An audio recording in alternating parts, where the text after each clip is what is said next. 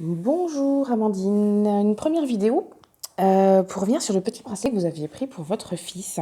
Parce qu'on n'a pas pu en parler, du moins c'était assez rapide. Donc je voulais juste revenir très rapidement sur les pierres qui étaient en présence.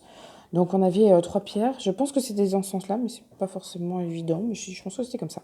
Alors nous avions une agmarine, les pierres de lave et le larimar. Comme on avait parlé, hein, quand il s'agit d'enfants, les énergies des pierres peuvent être plus ou moins intenses et plus ou moins adaptées effectivement à un enfant, surtout qu'ils ont une hypersensibilité de façon générale.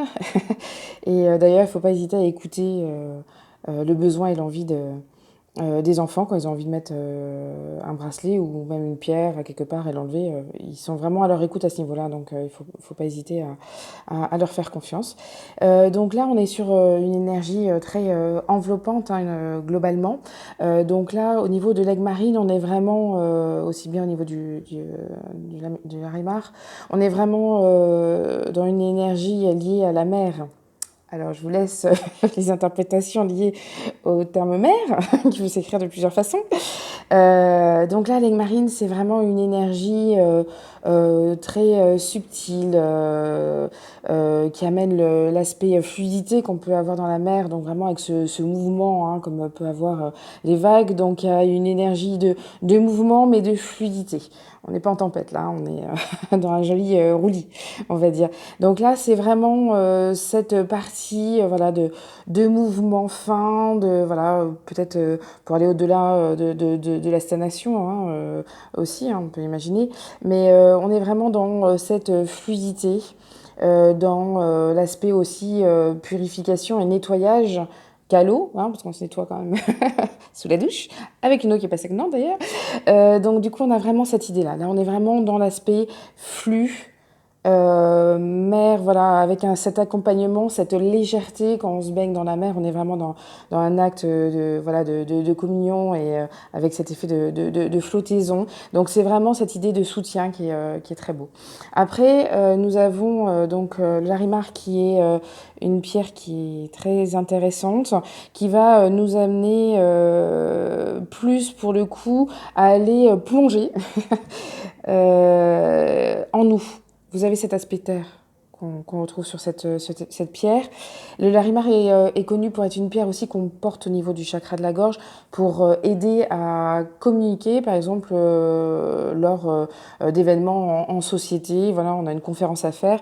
On peut porter un larimar, voilà, ça va nous permettre d'être dans quelque chose de fluide, quelque chose qui correspond à notre pensée, être au plus juste de son expression. Donc là, on a vraiment cette profondeur personnelle. Là, on est vraiment dans aller dans ces profondeurs et être dans cette expression. Et après, nous avons donc les pierres de lave qui sont des pierres d'ancrage, hein, ce sont des pierres volcaniques. Donc elles vont amener une énergie de soutien. Et elles vont être aussi rattachées au niveau du plexus solaire. On en a parlé rapidement aussi par rapport à la citrine que vous avez pris pour vous. Et donc là, la pierre de lave, elle va activer l'aspect joie. Donc le plexus solaire, c'est l'estime de soi, le courage. Et c'est aussi la joie. Donc c'est ce, voilà, ce sentiment de légèreté aussi en soi, mais aussi de joie de façon générale. Et quelque part, dans notre quotidien, nous sommes guidés dans nos expériences par le cœur, on en avait rapidement parlé, souvent il y a la joie qui vient en simultané. Donc cette pierre, elle est un petit peu là aussi pour restimuler cet aspect joie en nous et savoir que lorsqu'on le ressent, on est au bon endroit. Donc là, pour revenir un petit peu dans l'ensemble, on a vraiment deux éléments. Le principal qui est de plonger en soi, de s'exprimer par rapport à soi. Et c'est vrai que quand on est enfant, on est un petit peu amené à expérimenter des choses selon évidemment notre cœur qui nous guide à aller faire telle ou telle chose. Et puis on a évidemment, heureusement, le cadrage et le soutien de ses parents par rapport à telle ou telle expérience en disant fais attention parce que tu peux quand même te mettre en danger. Donc c'est toujours un ajustement lorsque nous sommes enfants de choses éventuellement on aurait envie de faire mais on nous dit de ne pas faire, donc c'est pas réprimander, hein, on temporise tout de suite hein, le terme, mais par contre il faut être conscient que les enfants sont sensibles, n'ont pas la même sensibilité que nous, et d'autant plus lorsqu'on l'exprime par rapport à une maladie comme celle de l'asthme, c'est souvent des gens qui sont hypersensibles. Donc c'est une question de proportion, c'est-à-dire que notre perception n'est pas la même que la sienne. Donc par exemple, on peut considérer, l'asthme c'est quoi? C'est un étouffement. C'est littéralement. Donc c'est quelque chose, quand on dit qu'on s'étouffe ou qu'on se sent étouffé, c'est quelque part qu'on n'est pas libre de l'action globale. Donc là, on peut considérer qu'un enfant, effectivement, c'est un peu son quotidien, ce qui est normal. Après, il peut y avoir aussi un rapport de peur aussi, d'angoisse par rapport au quotidien. Par exemple, l'arrivée, tout de suite, là c'est vraiment pour donner des idées, des images, que je dis ça. Et par exemple, l'arrivée d'un autre enfant, effectivement, tout enfant a la première action de dire, oups là, il va me piquer ma place. Donc c'est aussi lié à l'affectif, à l'amour. Est-ce que j'ai toujours cet amour malgré un autre enfant qui arrive? Donc ça peut s'exprimer effectivement aussi par rapport à ça. Donc là, c'est juste une piste, c'est pour comprendre la méthodologie, la façon de penser. C'est-à-dire qu'en face de nous, on a une personne, un être qui est ultra sensible et donc du coup qui n'a pas forcément les perceptions qu'on a d'un événement.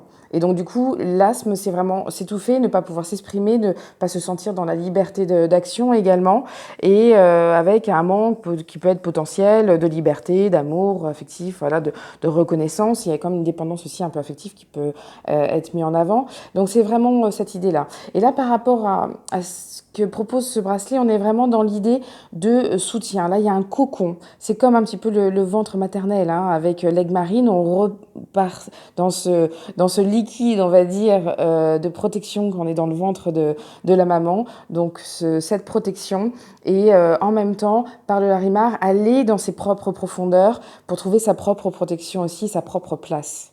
Voilà, donc c'est assez rapide, malheureusement j'ai pas beaucoup de temps au niveau des vidéos, son téléphone ne le permet pas, mais voilà un peu l'idée.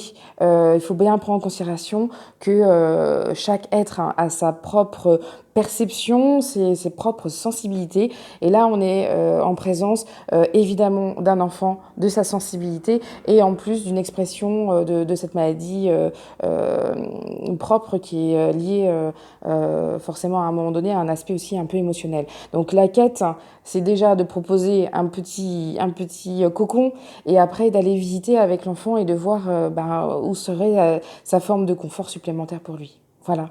Merci.